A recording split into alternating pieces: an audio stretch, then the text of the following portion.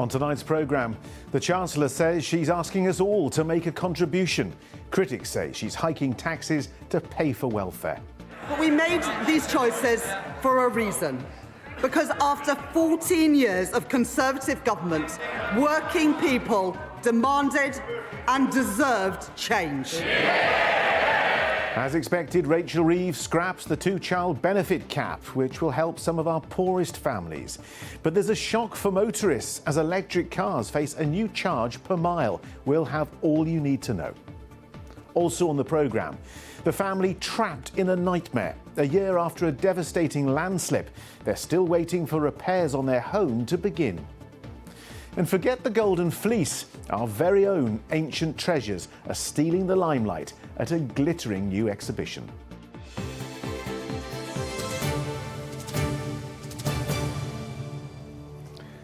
Hello, good evening. Everyone will make a contribution. That's what Rachel Reeves told the House of Commons as she announced the UK government's spending decisions for the next year. Many of the announcements, of course, had already been heavily hinted at. But we did hear some new headlines today. The thresholds for rates of income tax and national insurance contributions will continue to be frozen until 2031, dragging more people into higher tax brackets. The two-child benefit cap will be lifted next year, helping the poorest families. And there'll be a new mileage-based charge on electric vehicles. More details on those two announcements later in the programme. And we'll be live across the country and in Westminster for reaction to the Chancellor's budget. First to Kate Lewis, who spent the day in Talbot Green in Rhondda Cynon to get people's thoughts. Kate. Yes, John, it's a bleak night here in Talbot Green. I think that sums up the mood of people here and in other towns across Wales. You know, I've spent the day here and from barbers to baristas to the local boozer. Nobody feels that there was anything in that budget day to really give them a leg up, shall we say. And everyone looks set to keep the challenges going. Warm and cosy was the feel in this pub, or at least it was until the Chancellor's speech got underway. These pensioners far from convinced by what they heard. I said I would cut the cost of living, and I meant it. This budget will bring down inflation and provide immediate relief for families. Anything in that makes you feel it's going to get better? No, I don't, because it's not coming down, it's going up. No tax rises, Rachel Reeves said. But there were no cheers here. The announcement that income tax thresholds will be frozen for an extra 3 years means for many it still feels like a rise. The middle earners are the backbone of the country, and they are the ones people like me and families like myself are going to bear the brunt of these increases. This landlord wasn't pulling any punches. He's been here for the last 25 years and tells me the hospitality sector has been hit hard. There's a pub shutting down every day in 2025. There's been no help for this kind of trade. We've got small little businesses shutting down. There was nothing on that budget that gives me confidence about going forward. So is it the same feel on the high street? Hi all, good afternoon. It's budget day. How are we feeling? Not very good at the moment. Not very good? No. And you're as a business owner? As a business owner, everything's going up. People can't afford to pay the prices that we're asking these days because they're very short on money. And what about yourself? I don't think this is the end of this budget. I think this is going to rumble on for ages. Is there anything standing out for you that you're worried about in the announcement? Anything that touches savings. Security did come on savings for over 65s, but for under that age, the annual limit on cash ISAs will be cut by £8,000. Cuts can't be ruled out at this barbers either, following the decision to increase the minimum wage for over 21s. We employ 2 people over 21 on the books. It is challenging as it is because the margins of the profit are not where they used to be 5 to 6 years ago. Do you think, is it sustainable? Will you keep employing people? The way the business is going, it looks like we need a change in structure. Is that worrying? Yeah, a little bit, yeah. It's difficult because if we change the structure, people are going to lose their security, which maybe make people want to go and get a job elsewhere. Things aren't very sweet for the UK Labour government here either. Sugar tax will be extended to include milk-based products such as milkshakes and coffee drinks. Just one of the many things this shop owner tells me is leaving a sour taste. We always have been a Labour supporter. The last election we was a Labour supporter, but I think probably be different on the next election now. Why is that? I just don't think that they're doing what they promised to do, and I think they've got the country in not a very good state at the moment. The sign may read, "Santa, please stop here." But today people tell me they'd settle for a budget that just stops making life feel harder. So nothing very positive from the people I spoke to there, and some of them feeling that they won't really feel the effect of today's budget for maybe a few months or even years. But there was a sense of doom and gloom here today, which is representative of the rest of the towns in Wales. Now, Rachel Reeves did not raise taxes. That Labour manifesto pledge, was not broken. But people felt that was all but in words. And by raising those thresholds, well, they are asking, have they actually done it? OK, Kate Lewis in Talbot Green, thank you very much indeed. Now, one of those significant announcements made by the Chancellor today was the removal of the two-child benefit cap. Currently, child tax credit and universal credit are only paid for the first two children in most households, affecting 11% of children here in Wales. Ian Lang has been speaking to parents about the rising costs of raising children. Away from the unfolding political budget drama in Westminster, the focus of these mums was on something far calmer: yoga for their little ones. But as with all parents, the financial demands of bringing up children was something very much on their minds. Families are struggling, especially with younger ones, trying to get them through school. Everything, it just seems so expensive these days, especially things like nappies, food, utility bill. Well, everything really just seems extortionate. I see it every day in my classes that there are parents who are really struggling, and there's parents who are struggling to pay for food, for nappies, and there's a lot who miss out on classes and things like this because they can't afford to come, they can't afford to pay for that for their children. Challenging times for all, and whilst none of this class receive universal credit, thousands of families in Wales do. So what exactly does the Chancellor's announcement mean? Well, the removal of the child cap limit means that eligible families will receive around £3,500 a year for each additional child.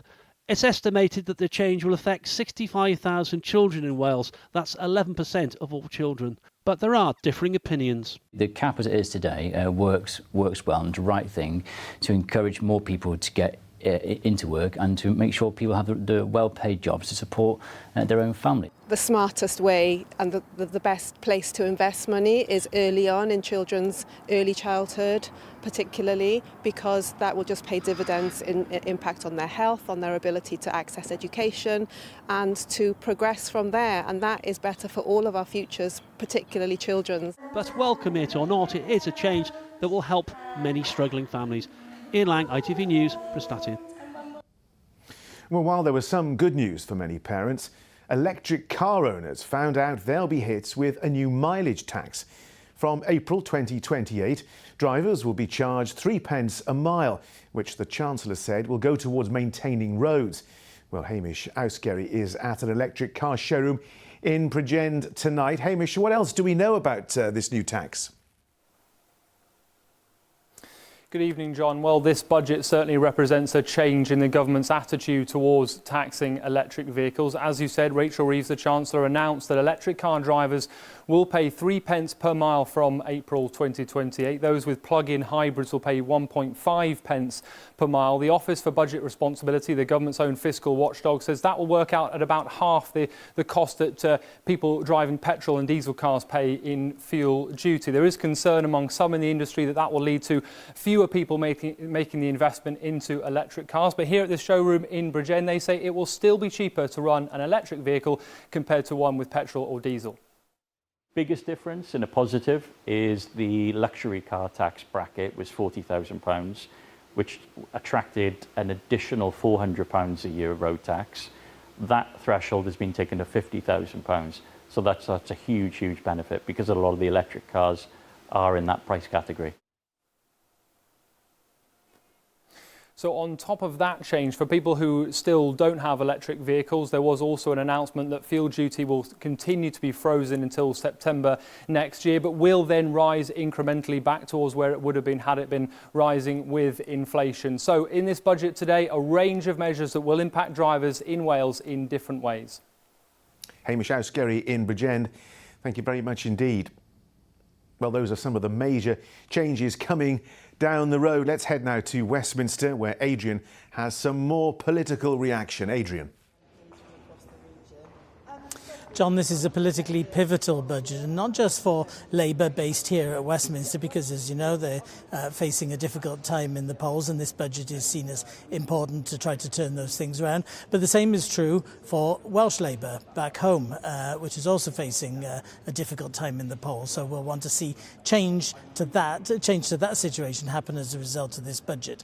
I'll be talking to the Welsh Secretary about all this in a minute, but first I'll get you the thoughts of the opposition leaders. Here's a spoiler, they weren't impressed. Look, this is the nightmare before Christmas. The tax burden's rising to the highest ever levels. It's extra taxes on workers, on pensioners, on savers, on businesses and on investors, and it undermines personal responsibility, people who make an effort to prepare for and plan for their own future. This is a government that's failed to get to grips with funding for Wales. It has failed to get to grips with the cost of living crisis in the way that Plaid Cymru would have liked to see, and they're being dishonest about taxation, giving with one hand perhaps, but very much taking with the other. This is a budget that's shown Labour once again failing the test for Wales. As I said, I'm joined here in Westminster Hall by the Secretary of State for Wales, Joe Stevens. Rhena Bioworth just said then this was a budget that fails Wales. Does it? Of course it doesn't. I'm afraid it's more of the lazy grievance politics that we come to expect from Plaid. Today's budget was brilliant for Wales. I'll give you 3 examples why. 69,000 children will benefit from the removal of the 2-child benefit cap. 700,000 pensioners in Wales will benefit from the triple lock. £150 off the average household energy bill. That's just 3 examples on the back of the announcements we've made on AI growth zones and Wilver in the last 2 weeks. Well, let me just pick you up on the 2-child benefit cap. That's something that your party colleagues were saying that couldn't be done, and they've changed their mind, haven't they? No, it's a U-turn. No, what we actually said was that we wanted to await the outcome of the Child Poverty Task Force, which we set up last year. That has now concluded its work, and today the Chancellor announced the scrapping of the 2-child benefit cap. You know, that's going to lift 450,000 children out of poverty in this country. The last Labour government lifted tens of thousands of children out of poverty. We're really proud of that. At the same time, though, you're putting taxes up, maybe not income tax, but taxes up all over the place. That'll hurt working families. Look, we have inherited an economic mess that we have tried to stabilise. We've got a botched Tory Brexit deal, and we've got the legacy of the pandemic. What we've done today is a fair budget with Labour values, where we've asked the wealthiest to make more of a contribution and protecting those on the lowest wages. All right, Joe Stevens, thank you very much. That's the view from the Secretary of State for Wales, and that's the view here in Westminster, where politicians are digesting Rachel Reeves's budget. As I said at the beginning, politically pivotal budget. Adrian Masters, thanks very much indeed. And there'll be plenty more budget coverage straight after this programme. The Chancellor's new budget, will it make her or break her? Billions in tax rises, but the income tax threshold freeze remains and the 2-child benefit cap is scrapped. We'll take you through all the analysis and answer your questions. Plus, a former Marine pleads guilty to injuring 29 people when he drove into crowds at the Liverpool Victory Parade. Join me for those stories and more at 6:30. Now, away from the budget, and it was this time last year that people living in Cwmtelery were left cleaning up after a coal-tip landslide devastated their homes. Most are now back in, but one family hasn't even begun repairs. They've given our Rural Affairs correspondent Hannah Thomas exclusive access to see the damage 12 months on. Coming downstairs to see water filling the kitchen. This is the first time we've seen what it looked like inside the houses in Cwmtelery. This is what it looked like on the outside. In the end house, Isla Honeyfield Connor was listening to the coal tip sliding down the street. I heard a noise that sounded like a low-flying jet, which I was only made aware after the night that that's the same sound that a lot of the children at Aberfan had heard. You can see where it's been touched by the sludge. Yeah. The Honeyfield Connor family are unpacking boxes for the first time. The post remains behind the front door and the sandbags remain outside it. They're the only family yet to return, and their house has been untouched since the landslide. I remember watching it just come through this door and start filling up across this room really quickly, and then it started coming in the back and doing the same in the kitchen. We couldn't take in how fast it was. It was really terrifying. The tip slide was caused by heavy rainfall and the impact of climate change. The family say they knew about the concept, but they didn't know about the reality. And neither did a local garage owner. Well, it's hard to work out what this actually is, but it's the remains of a mini car, and it's been buried underneath the garage until now. You can see all the rocks and the stones and the boulders that came with it, such was the ferocity of the landslide that happened after Storm Burton. The Climate Change Secretary, Huwaranka Davis, has been to see the water drainage they've put in to try and stop it happening again. But can he promise communities that we'll never see another landslide like Cwmtelery? I can never give a guarantee on that. You cannot. Because especially when we see the increase in deluges now that we have the climate change. You ask me, are we walking the walk as well as talking the talk? We absolutely are. We're investing. We got people on the ground making these tips safe so that anybody who lives in the shadow of these tips with this industrial legacy, then they can feel reassured that we're getting on with the work for them. More than £600,000 has already been spent in Cwmtelery, but this village may always live with the fear of the coal tip on the mountain up above. Hannah Thomas, ITV News. To sport now, and Steve Tandy's named his squad that will take on South Africa in the Autumn Internationals finale this weekend. It's a match that's been marred by controversy, with 13 members of the Wales squad unavailable to take on the world champions. Sports reporter Matt Southcombe is here with me. Matt, a tall order for Steve Tandy's men. Yes, absolutely, John. And as you mentioned, those 13 players unavailable for this fixture because it takes place outside of the official test window. Wales have been forced into wholesale changes then for this one. There are 8 new faces in the starting 15, and that means over half the starting side has changed. Gareth Thomas at loosehead prop comes in for Rhys Carre. There is starts for Ben Carter and Rhys Davis, with David Jenkins and Adam Beard returning back to their club sides. Aaron Wainwright is fit again at number 8, and Kieran Hardy gets his first start of the campaign at scrum half. Joe Roberts in the centre for Max Llewellyn, and of course there is no Lewis Rees-Zammit for this one, which means Rio Dyer starts on the wing and Ellis Mee also on the other wing as well. Now, of this starting side, there are 4 players who haven't played a game of rugby in at least 5 weeks. Ben Carter, Rhys Davis and Joe Roberts. And Rio Dyer down here hasn't played in 6 weeks. And on Saturday, he runs out to face the world champions. It's hardly ideal preparation. If you ask any player to represent the country at any given time, no matter where it is, they're going to want to play. And for us, it's another opportunity. I think there's loads of ways you can look at this game, but for me, it's exciting. We've got some boys who are going to back up games, some boys are going to get their first opportunity, and we're playing against an unbelievable opposition, so it's going to be some class learnings for us as a team and also individuals. South Africa will name their team tomorrow, and they have 12 players unavailable themselves. But they will still have the likes of Sasha Feinberg, Mngomezulu, Siya Kolisi and Iban Etzebeth in their ranks. So, John, it will still be a very formidable challenge. Should be a good game, Matt. Thanks very much indeed. Now, Richard Burton was well known for his powerful portrayals of iconic figures. And 100 years after his birth, another Welsh star is stepping into his shoes on Burton's home turf.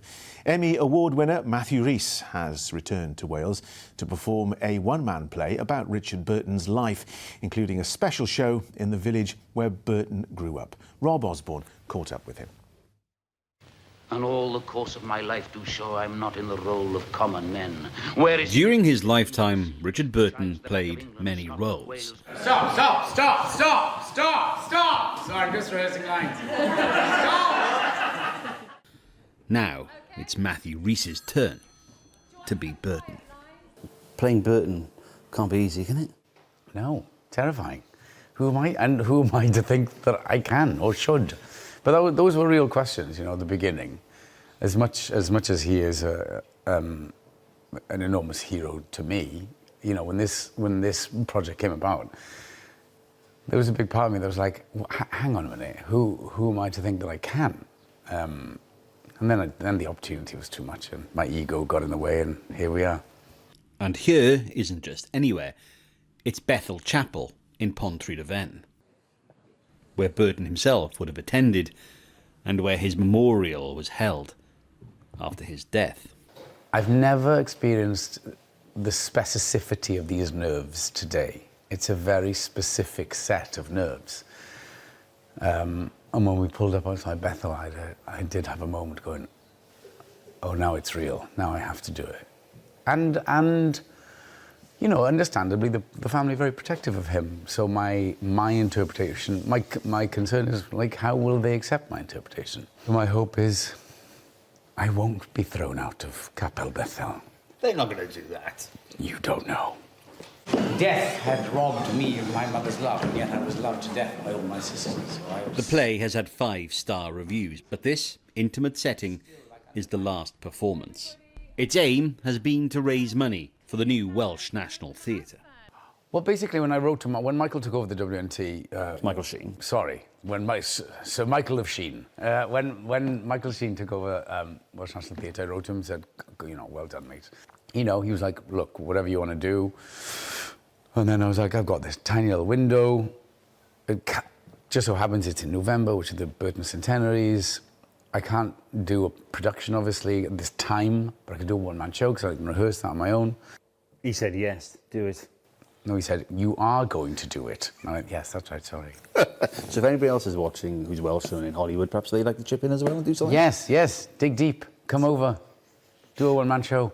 This year marks Burton's centenary. Well, they always keep a welcome in these particular hillsides. I will not go gentle into that good night. And Matthew Rhys has helped bring him home once more. Rob Osborne, ITV News. Brilliant. Now, for the first time, North Wales' most treasured artefacts will be displayed to the public in one place.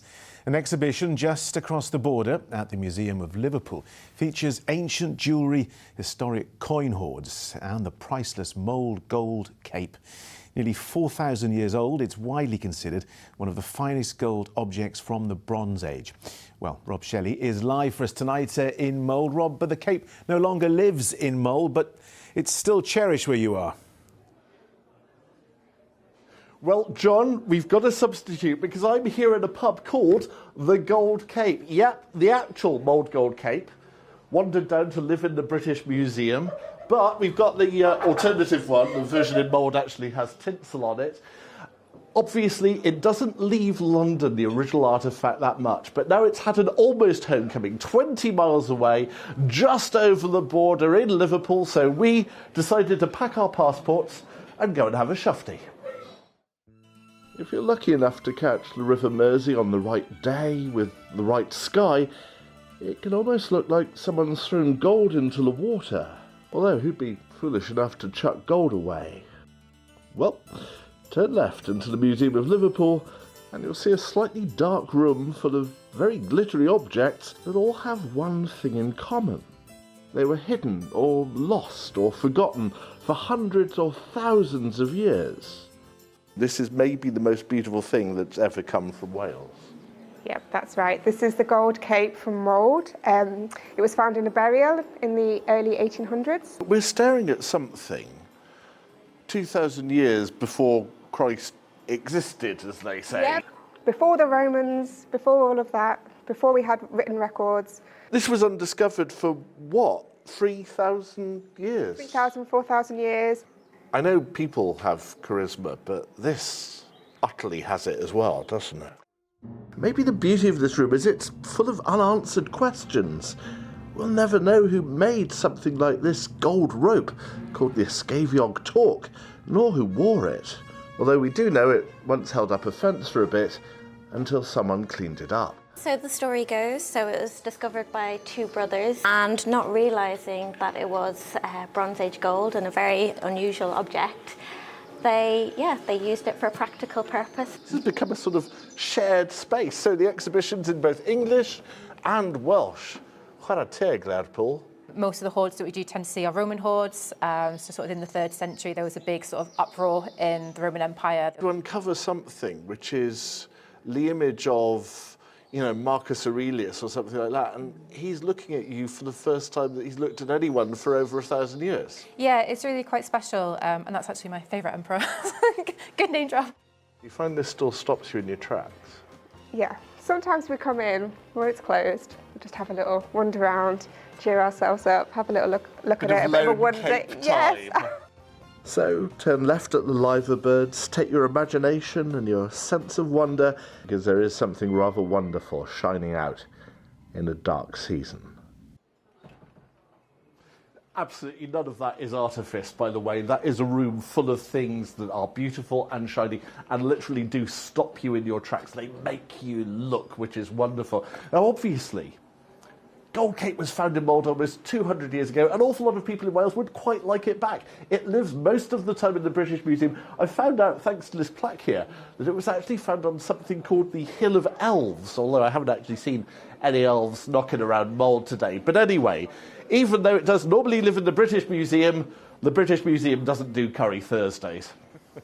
Rob Shelley, thanks for sharing that with us. Well, from gold capes to silver frosty blankets, and that's what many of us woke up to this morning. But will we still need our hats and gloves for the next few days? Here's Philippa Drew. Today's forecast, blue skies, followed by a spread of hot and cold plates. TUI sponsors ITV Cymru Wales weather. Hello again. Well, it certainly has been a rather dreary old day out there today. Lots of cloud on the scene, outbreaks of rain, quite breezy too. And through the next few days, it remains very changeable. So further spells of rain or showers to come our way, still quite breezy, but it will, on the whole, be less chilly than it has been of late. And this is how the pressure pattern looks over the coming days. Low pressure very much dominating things as we head our way through the rest of this week. So various fronts drifting in off the Atlantic, bringing cloud and rain. But it won't be all bad news. In between the fronts, there will be some drier, even brighter spells to be had. But out there at the moment, the earlier rain may have cleared, but it's left behind a very messy mix of mist, fog and low clouds, so a very murky night to come. Further pockets of rain or drizzle as well, where that cloud is thick enough. But even with that being said, it will be very mild, winds coming in from a southwesterly direction. And if anything, temperatures rising as the night wears on. So these are the sorts of values we'll be waking up to tomorrow morning. So yes, tomorrow morning a very mild start, a murky start as well though, still lots of low cloud, given mist and fog over the higher ground in particular. Further pockets of rain or drizzle around too, and that really remains the case as we head into the afternoon. But again, pretty mild, temperatures for many of us actually up into the low teens by the middle of the day. And then overnight into Friday, well, things quieten down a little. It should be dry, largely clear skies for a time, perhaps some mist, fog and frost developing. But the breeze picking up again by dawn, showers moving in, and it paves the way for further changeable conditions into the weekend and beyond. Bye-bye. TUI sponsors ITV Cymru Wales weather.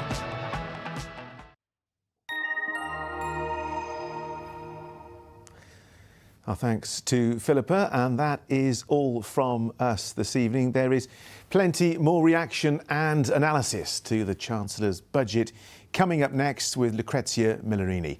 And Hamish Ouskeri will be back with your late update after news at 10. But from all the team here, thanks for watching.